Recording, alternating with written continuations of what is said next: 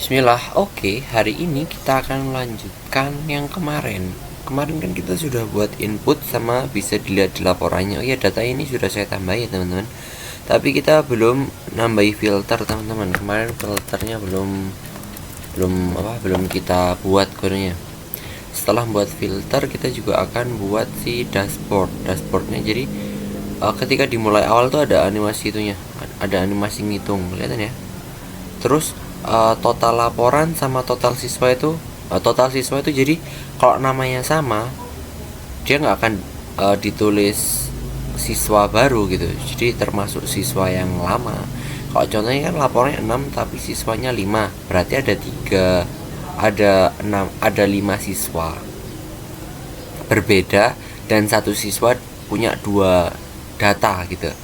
Kemudian ada lulus sama enggak, ini gampang, tinggal ngambil aja dari sininya. Oke.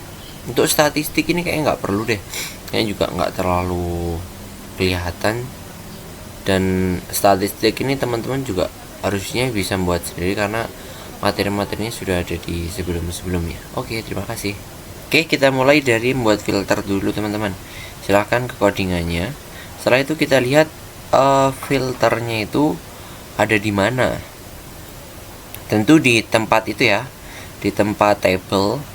Tapi di bagian ini dia punya ID filter input teman-teman. Itu kita kasih event listener. Misal kita kasih function apa ini namanya?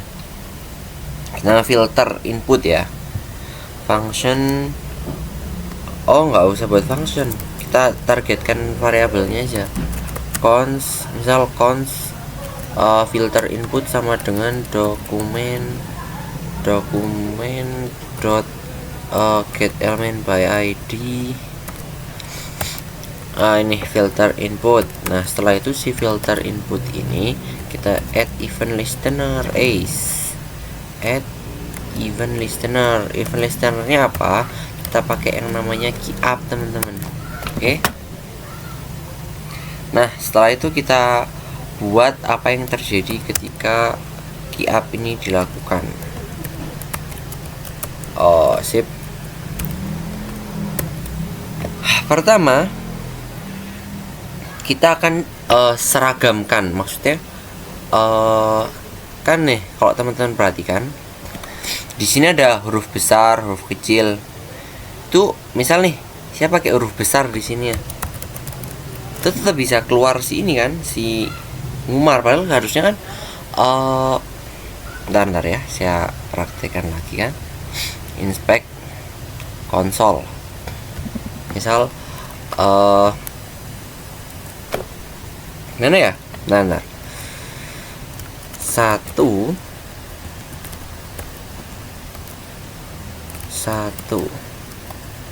false, bener kan?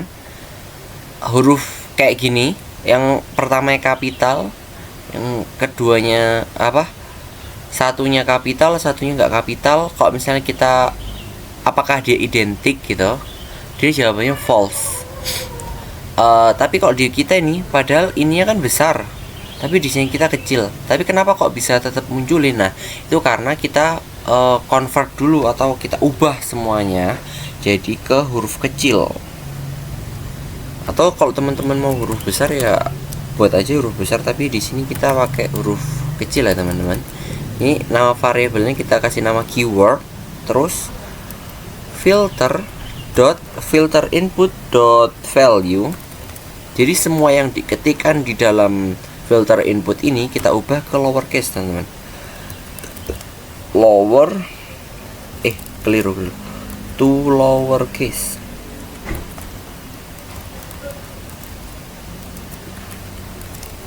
Nah, kayak ini teman-teman.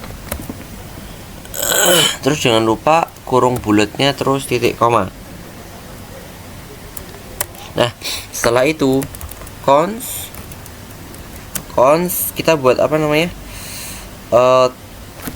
Yang dimunculkan. Ini kan yang muncul cuma satu doang. Nah, kita buat kayak gitu juga.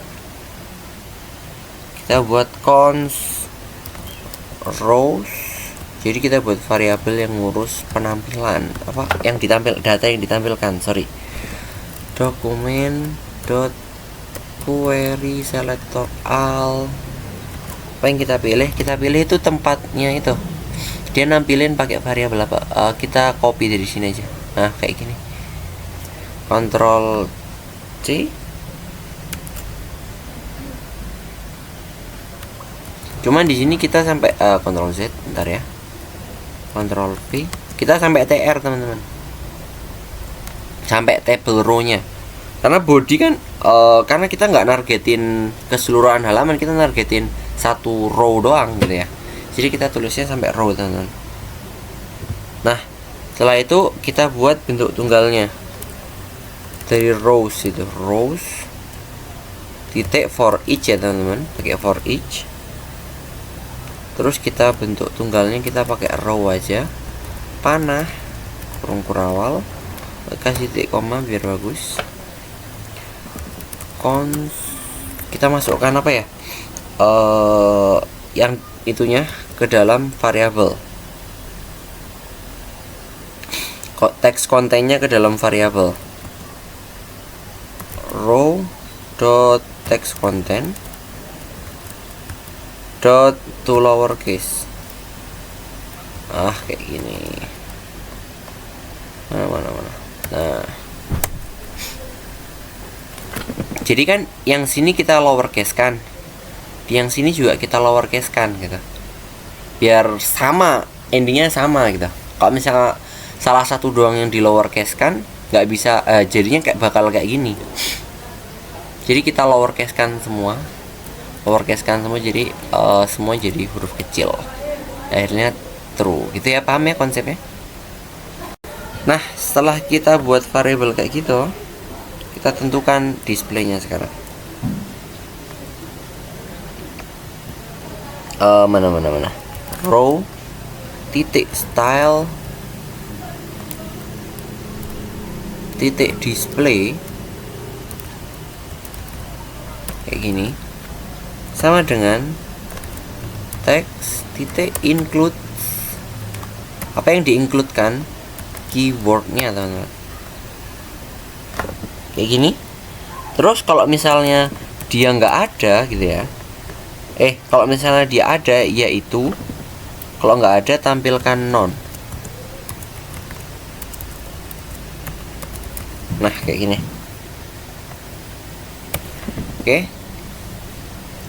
Sekarang kita coba ke hasilnya. Di sini kita refresh dulu, teman-teman. Ngulang. Bentar. Oh iya, dashboardnya belum kita buat, saya lupa. Kita coba nama Pramono. Bentar, ada yang kurang, teman-teman, ada yang salah. Coba kita lihat lagi kodenya. Kita perhatikan. Oh, ini style, teman-teman. Style. Nah, gini. Oke, kita coba lagi sekarang. Kita refresh. Lihat laporan, kita tulis Pramono. Oke ya, jelas ya. Yang muncul cuma Pramono doang. Oke, sip. Saya jelaskan lagi lah biar lebih enak. Jadi nih, keyword ini kan yang diinputkan ke dalam itunya, apa namanya? Siapa sih ini loh. Tempat ini, form inputnya itu. Kolom inputnya. Nah, yang dimasukkan ke situ itu di-convert sementara ke lowercase. Nah, di bagian ini dia itu di-convert juga ke lowercase, tapi dia nargetkan text content dari row. Yang mana row kan nargetin item-item yang ada di tbody tr ini, atau secara enaknya itu ininya isiannya, datanya gitu ya, yang ditargetkan itunya. Jadi dia itu di-convert ke lowercase sementara. Jadi ketika lowercase ketemu lowercase kan hasilnya true tuh. Jadi bisalah menjadi yang filternya tuh bisa jalan, nggak case sensitif gitu. Nah, sekarang bagian ini jadi kan include ini kayak cari apa yang ini loh. Bentar ya, kita jelaskan di sini loh, text include. Jadi kontennya itu cari yang sama dengan yang dituliskan di keyword gitu ya. Oke, sampai situ jelas ya. Nah, untuk kenapa ini kosong, ini non tuh kayak gini lah teman-teman. Di mana? Misal contoh nih, TR nih. Itu kayak kita ngasih kelas, bukan, ngasih style. Kalau misalnya hasilnya true, kan ini lihat, ini apa sih? Display ya, ini kan display, style display itu kan kayak gini kan, berarti display non kayak gini, jelas ya. Ketika kayak gini, kira-kira gambarnya muncul enggak kan? Tapi kalau misalnya kayak gini, gambarnya muncul nggak? Muncul, soalnya yang ditampilkan tuh defaultnya gitu kan, defaultnya muncul, jadi bakal muncul. Paham ya maksudnya? Kenapa saya buat awalnya kosong, terus yang kedua malah non gitu ya? Oke, itu masalah display itu loh teman-teman. Ntar nih. Oke. Jelas ya? Sip. Oke, sekarang kita akan lanjut ke dashboard ya teman-teman. Di sini ada total laporan, jadi kita nanti pakai laporan.length gitu biar cari tahu berapa panjang laporan, apa total laporannya. Ini total siswa ini sama kayak yang sebelumnya, cuman dia cuma tapi dia yang difilter itu cuma yang namanya doang, jadi nama.length gitu nanti akhirnya. Terus dikasih new set biar dia nggak ada duplikat. Setelah itu lulus ini jika datanya di atas, nilainya di atas 75 akan masuk ke sini, kalau di bawah 75 ya akan masuk ke tidak lulus. Lanjut ya ke codingannya, silahkan dibuka. Kita buat function baru karena ini tentang dashboard. Kita kasih nama functionnya apa ya, function misal namanya update dashboard kayak gini. Di sini pertama yang kayak bilang kita pakai yang total laporan. Kita pakai length ya teman-teman. Laporan list dot length th, oke, titik koma. Ini laporan list itu yang ini tadi, yang database, tempat laporan kita disimpan. Oke, setelah itu siswa unik itu siswa unik, bukan pondok ya. Nah, ini seperti yang saya tadi bilang, kita pakai new set, pakai titik. Ini sintaks baru JavaScript, pakai set, new set, terus laporan.list titik map. Kita mau ambil namanya doang ya, seperti yang saya bilang tadi. Misal kita pakai item gitu ya, arrow item yang nama. Nah, jadi kita cuma ambil namanya doang, terus titik length ya teman-teman. Oke, sip. Setelah itu kita ambil siswa unik, ini variabel cons, kasih cons siswa unik. Setelah itu total lulus sama tidak lulus ya teman-teman. Cons atau total lulus sama dengan laporan list. Kita dot filter, kita ambil yang nilainya di atas 75. Misal item dot nilai yang di atas 75 lebih dari sama dengan 75, terus dot length. Gampang ya. Kalau misalnya yang total gagal, total tidak lulus, dia itu di bawah 75. Oke. Sekarang kita tinggal pasang variabel-variabel ini di sininya, di dashboardnya, di ID-nya gitu. Tapi tapi mendingan kita buat aja sekalian counternya teman-teman, animated counternya. Oh ya kan 0 ya, kita buat animated counternya. Kalau teman-teman ingat, kita buat function baru. Kita kasih nama misal function animate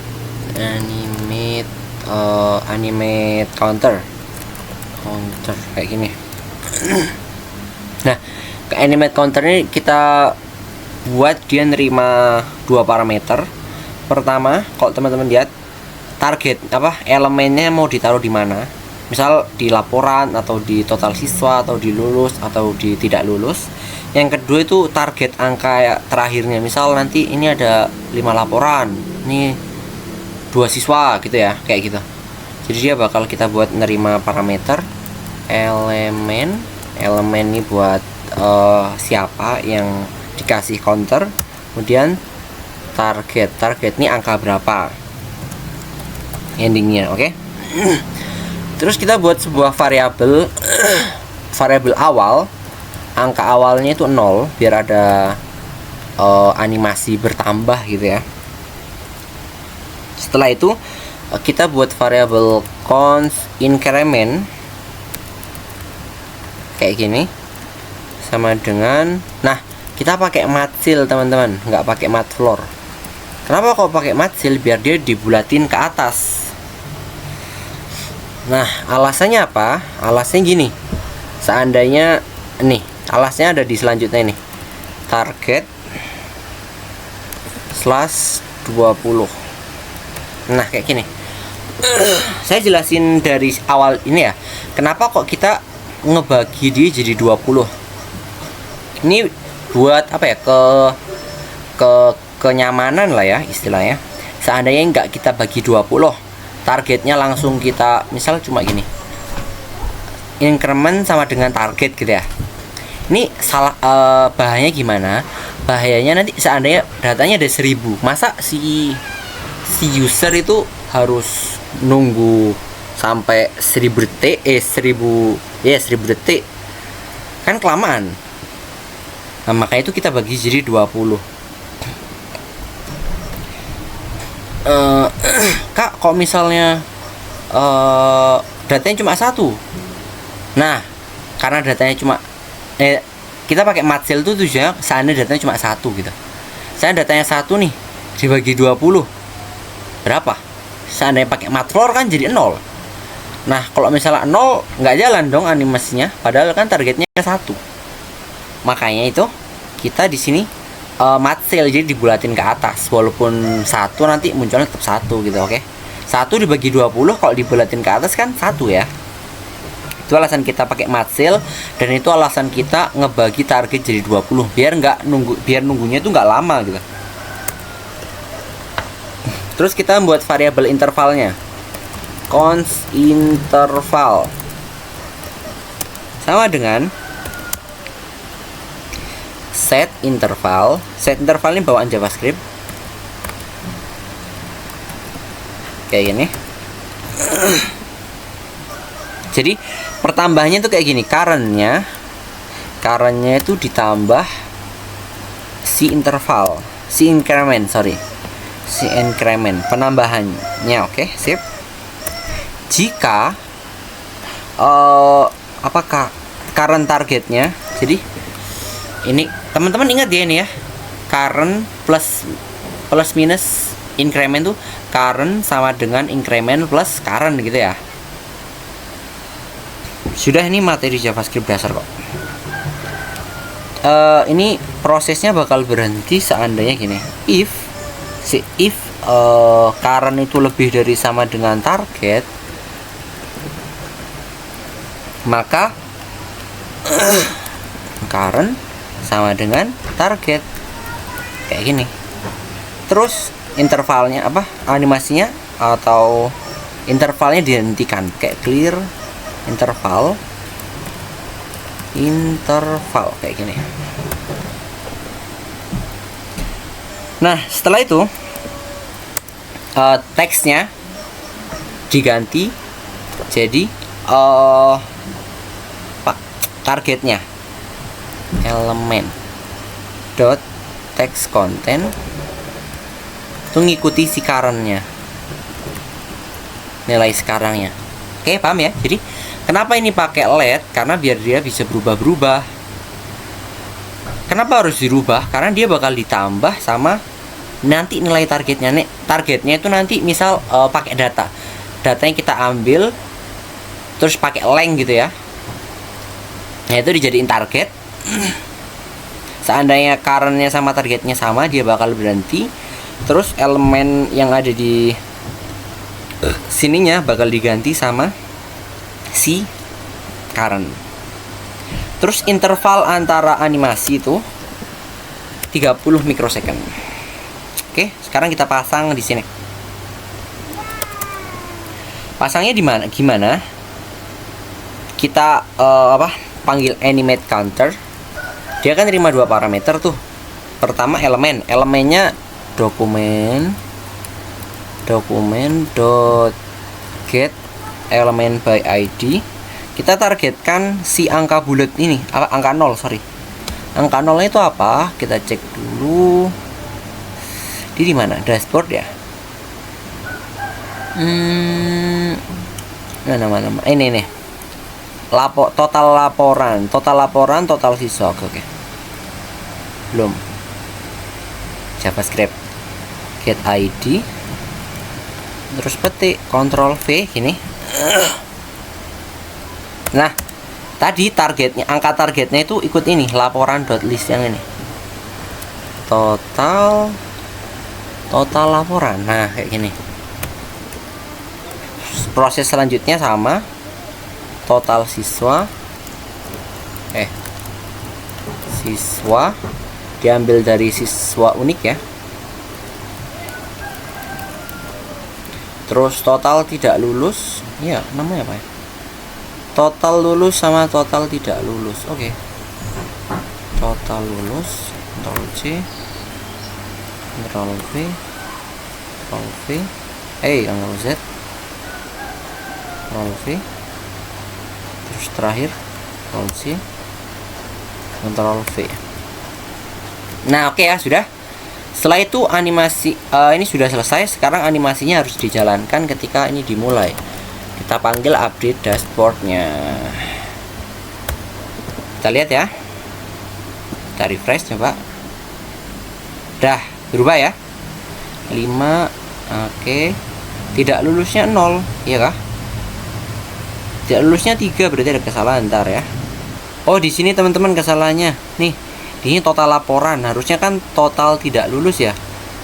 Atau apa di sini? Oh, ini total tidak lulus. Terus kita Ctrl V di sini. Coba kita lihat sekarang hasilnya. Oke, jadi 3. Sip ya. Sekarang kita akan buat tabel di sini, buat laporan terbaru yang dimunculkan. Kembali ke codingannya, kita bisa kasih nama function yang buat ngitung ini, misal buat nampilin data terbaru ini, misal namanya render recent tabel kayak gini, terus kurung bulat, terus kurung kurawal. Setelah itu kita targetkan si bodinya kayak yang di atas. Kok di atas kan dia yang di inputan, kok di input dia kan nargetin si ini. Bentar. Ini bukan di view ya. Kan nargetin T-body yang di sini, view tabel T-body di situ. Kok ini nargetin apa ya? Page content. Nah, sama teman-teman. Recent tabel T-body. Sama teman-teman. Nargetin situ. Misal kita kasih nama ini T-body sama kayak yang sebelumnya. T-body sama dengan dokumen dot query selector. Apa yang diambil? Yang diambil adalah ID-nya, terus targetin si tag T-body. Nah, kayak gini. Oke ya. Setelah itu kita kosongkan ininya dulu, T-body-nya kita kosongkan dulu. Untuk alasnya sudah saya jelasin ya sebelumnya, di video sebelumnya, biar nggak numpuk gitu loh, biar nggak double. Jadi kita pastikan kosong dulu barisnya, T-body-nya. Oke.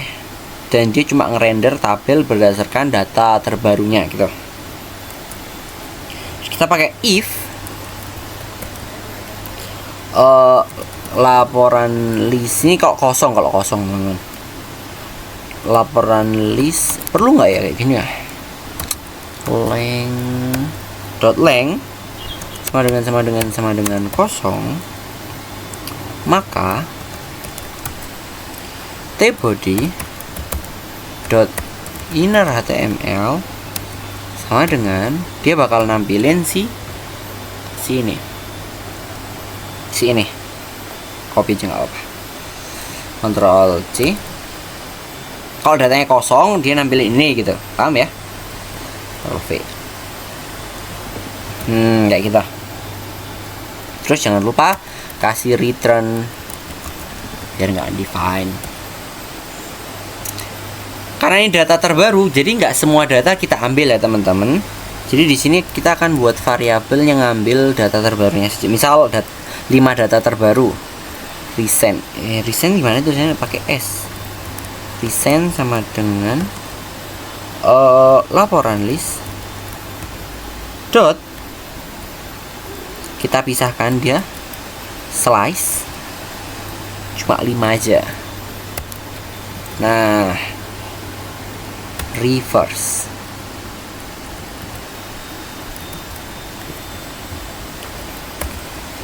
Biar nggak menurun, tapi yang terbaru nih, nanti aja lah saya jelasin kalau sudah prakteknya.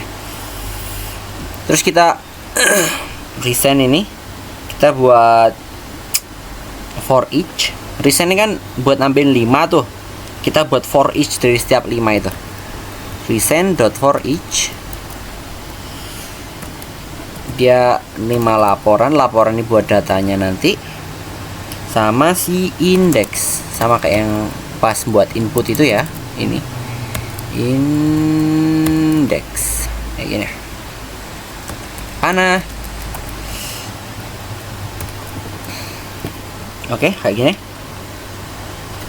Sama sebenarnya, tinggal copy aja dari atas lah biar nggak kelamaan. Nah, ini statusnya ini sama, ini juga sama. Ctrl C, pastikan di mana ya, di mana tadi? Nah, ini Ctrl V. Setelah itu kita buat row innernya, row dot inner html sama dengan bentar sama nggak ini? Apa isinya dia? Ya, isinya adalah nomor nama kelas nilai status tanggal. Nomor nama kelas nilai status tanggal. Oh, nggak ada kategori sama judul ya? Nggak ada kategori sama judul. Oke, berarti kita copy-nya cuma itu aja. Nggak ada kategori sama judul. Nggak ada buttonnya juga. Ctrl C. Terus ke bawah, mana. Ini ya. Kita kasih enter. Masukkan Ctrl V. Judulnya hilangi. Terus kategorinya juga dihilangi. Terus ini render inner ini, render recent tabel ini kita taruh di sini. Recent tabel. Kita panggil di sini biar berjalan. Kalau misalnya ini berjalan, dia otomatis juga berjalan. Oke ya. Kita lihat sekarang. Kita refresh. Bentar. Kok nggak ada ya? Coba kita cek kodenya. Gimana ya? Oh, ntar kita bandingin sama di atas. Oh, ini teman-teman, kekurangan ini kita harus dimasukkan dulu dong. Setelah kita buat row-nya, kita masukkan ke dalam tbody-nya. Nah, sekarang coba kita lihat, muncul sip itu report website kita. Thank you.